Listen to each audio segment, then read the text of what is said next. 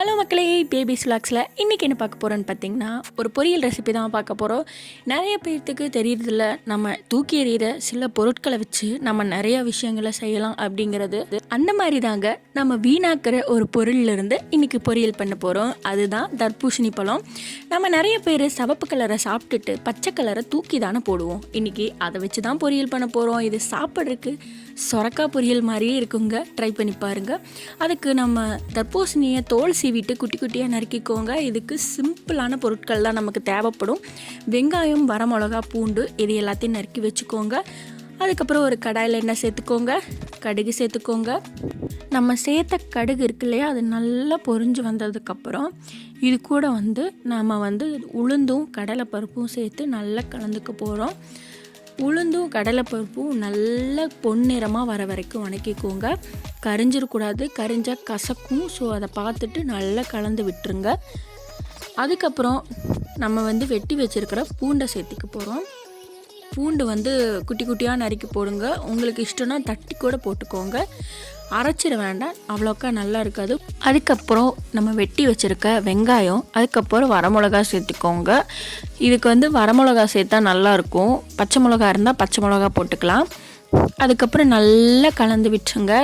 ரெண்டையும் நல்லா ஆயிலே நல்லா ஃப்ரை ஆகிற அளவுக்கு நல்லா கலந்து விட்டுட்டு லைட்டாக ஒரு பிஞ்ச் உப்பு போட்டு நல்லா வேக வச்சுக்கோங்க. அப்போ தான் அந்த வெங்காயம் கண்ணாடி பதத்துக்கு வரும். அதுக்கப்புறம் பார்த்திங்கன்னா சீக்கிரமாகவும் வெங்காயம் குக் ஆயிரும். ஸோ அதுக்காக தான் நம்ம உப்பு போடுறோம். அதுக்கப்புறம் பார்த்திங்கன்னா நம்ம தக்காளி ஆட் பண்ண போகிறதில்ல. இந்த ரெசிபிக்கு உங்களுக்கு தக்காளி வேணும், எனக்கு புளிப்பு சுவை பிடிக்கும் அப்படின்னா நீங்கள் கண்டிப்பாக தக்காளி சேர்த்துக்கலாம். பட் நான் இன்றைக்கி தக்காளி சேர்க்க போகிறது இல்லை. இதுக்கு தக்காளி இல்லாமே ரொம்ப டேஸ்ட்டாக இருக்கும். ஸோ அதனால் தக்காளி இல்லாமல் தான் நாங்கள் இன்றைக்கி செஞ்சுருக்கோம். தர்பூசணி பழத்தை நம்ம இப்போ சேர்த்துக்க போகிறோம். சேர்த்துட்டு நல்லா கலந்து விட்டுருங்க. எண்ணெயிலேயே நல்லா வணக்கி விடுங்க. இது நல்லா கொஞ்சம் நேரம் ஒரு 5 மினிட்ஸ் குக் ஆகிற மாதிரி நல்லா கலந்து விட்டுருங்க. அதுக்கப்புறம் பார்த்திங்கன்னா தர்பூசணியை நீங்கள் வெட்டும்போது ரொம்ப ரொம்ப இம்பார்ட்டன்ட். பெருசாக வெட்டிட்டிங்க அப்படின்னா அது வேகறதுக்கு ரொம்ப டைம் எடுக்கும். ஸோ அதனால் வெட்டுறது மட்டும் கொஞ்சம் குட்டி குட்டியாக வெட்டிக்கோங்க.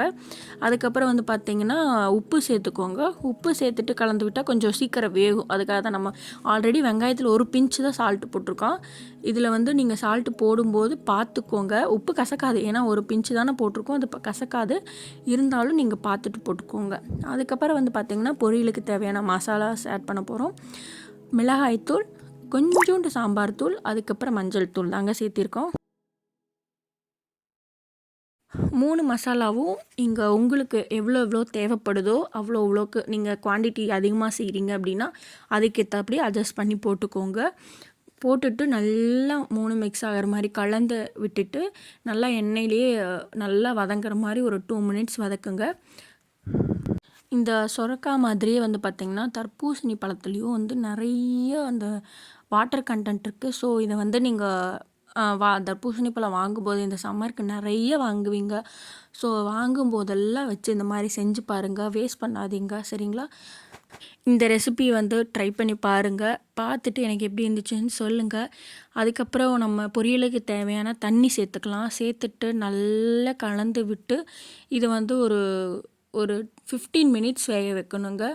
அப்போ தான் வேகும். ஏன்னா தர்பூசணி ஹார்டாக இருக்கும். ஸோ அதனால் நீங்கள் ஒரு 15 மினிட்ஸ் ஆச்சும் சிம்மில் வச்சு குக் பண்ணுற மாதிரி இருக்கும். சிம்மில் வச்சு குக் பண்ணுங்கள், அது பெஸ்ட்டு. ஏன்னா ஹை ஃப்ளேமில் வச்சா தண்ணி மட்டும் சுண்டிடும், பட் காய் வேகாது. ஸோ அதுக்காக தான் சொல்கிறேன், சிம்மில் வச்சு குக் பண்ணுங்கள். குக் பண்ணி எடுத்து நம்ம இந்த ஸ்டேஜில் உப்பு காரம்லாம் கரெக்டாக இருக்கான்னு பார்த்துக்கோங்க. பார்த்துட்டு பத்தலைன்னா போட்டுக்கோங்க. போட்டுட்டு அதுக்கப்புறம் பார்த்திங்கன்னா மசாலா பச்சை வாடை போகிறதுக்காக இன்னொரு 2 மினிட்ஸ் போல் வேக விடுங்க.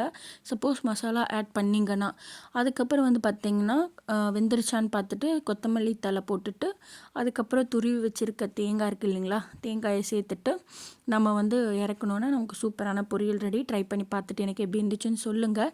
அப்புறம் நம்ம சேனலில் நிறைய பேர் பார்க்குறீங்க, பட் சப்ஸ்கிரைப் பண்ண மாட்டீங்க. ப்ளீஸ் சப்ஸ்கிரைப் பண்ணிக்கோங்க. நீங்கள் பண்ணுற சின்ன சின்ன விஷயங்கள் எங்களுக்கு பெரிய உதவியாக இருக்கும். So please subscribe my channel. Thank you.